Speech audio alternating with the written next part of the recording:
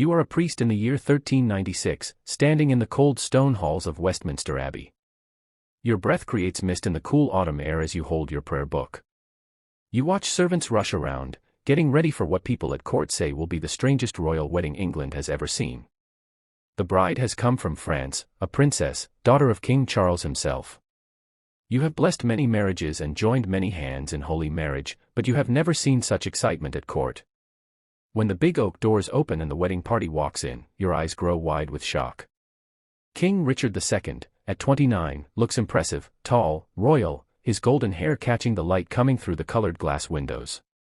Next to him walks what looks like a child, barely tall enough to reach his elbow. Her tiny hand disappears completely in his gloved palm. She cannot be more than 6 or 7 years old, this little princess in her fancy French dress, dark hair braided with pearls that look too heavy for her small head. You steady yourself against the altar rail. This is Isabella of Valois, the new Queen of England. In your lifetime, you have seen brides as young as 12 or 13, political marriages were the way of noble families. You understand these times. Life is short and uncertain. The Great Plague came through just 50 years ago, killing half the people. Kings must make alliances while they can, and marriages seal treaties better than any paper or seal. As the ceremony begins, you watch the child's face. She seems more curious than scared. Her large dark eyes take in the grandeur, tall arches reaching toward heaven, flickering candles, nobles in their finest silk and velvet clothes. When King Richard speaks his vows, his voice is gentle, almost protective. This is no monster taking a child bride for evil reasons. This is a king doing his duty to his kingdom, making peace with France through this sacred bond. The marriage will not be completed physically, everyone understands this. The little queen will be raised and taught at the English court until she grows up. You bless their union with a steady voice, though your heart beats strangely as you say they are now husband and wife. Watching this tiny girl become Queen of England, you cannot help but wonder what fate waits for her in the dangerous game of royal politics. The marriage of Isabella of Valois to Richard II was never meant to be a love story. It was medieval diplomacy, a human chess piece moved across the board to end the terrible 100 Years' War. Isabella was born November 9, 1389, at the Louvre Palace in Paris, the oldest daughter of one of medieval Europe's most troubled kings. Her father, King Charles VI of France, suffered from attacks of madness. Known as Charles the Mad, his condition would sometimes change him from a good ruler into a crazy man who forgot who he was, believed he was made of glass, or refused to wash for months. Imagine little Isabella's childhood in the rich but unstable French court. One day her father might bounce her on his knee, the next she might find him hiding in corners, screaming that killers were coming for him. Her mother, Isabel of Bavaria, was strong, trying to hold the kingdom together when her husband could not rule. Beautiful and smart, Isabel understood that her children were valuable tools in European politics. She watched Isabella with calculating eyes, knowing the child's beauty and royal blood would one day help make an important alliance for France. The world Isabella was born into was one of constant war. For nearly 60 years, England and France had been locked in brutal fighting that destroyed both kingdoms. French villages lay in ruins from English attacks. English nobles had spent their wealth paying for war campaigns. Both kingdoms were tired, their treasuries empty, people sick of war. By the 1390s, there were whispers of peace, but peace needed bonds that could not easily be broken. The idea of marrying Isabella to Richard II came up during secret talks in 1395. Richard had been heartbroken by his beloved first wife and of Bohemia's death the year before. Known as Good Queen Anne, she was loved for her kindness and charity. Her death from plague left Richard sad and without an heir, dangerous for any medieval king. Richard's advisors pushed for quick remarriage, but the English king did not want to at first. His marriage to Anne had been one of real love, rare among royal unions. Replacing her felt like betraying her memory, but duty finally won over personal feelings. When French ambassadors came with a plan to end the war, Richard began to listen. The French offer was bold. Not just the king's oldest daughter's hand in marriage, but a dowry of 800,000 francs, a huge amount that would refill England's war-emptied treasury. More importantly, they offered a 28-year truce, long enough for a whole generation to grow up without knowing war. There was one big problem: Isabella was only 6 years old. Even by medieval standards, this was very young for a royal bride. But French negotiators said this very youth was good. The marriage would show a new beginning, not stained by the hatred and blood that marked relations between the kingdoms. Isabella would be raised at the English court, learning English customs and loyalties. Richard's counselors were split. Some saw wisdom: the dowry alone would pay for the royal household for years, and the long truce would let England focus on other threats.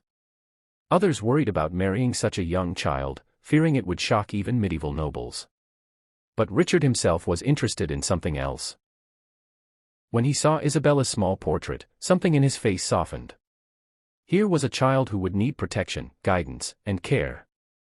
Perhaps the childless king saw not just a political alliance, but a chance to be a father as well as a husband. The wedding ceremony happened twice, showing how complex the diplomacy was.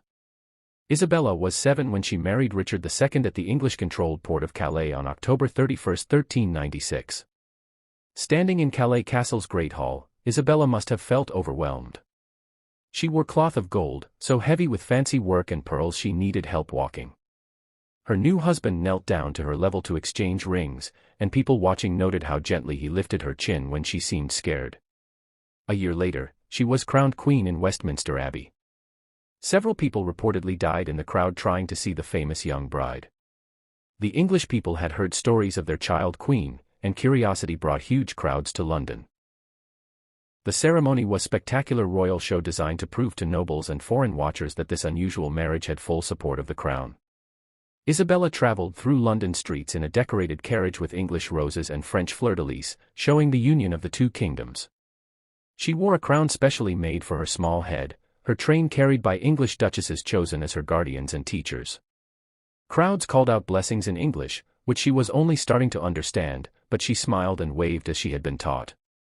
The coronation feast lasted 3 days, with entertainment including jugglers, musicians, and plays showing the glorious future this marriage would bring.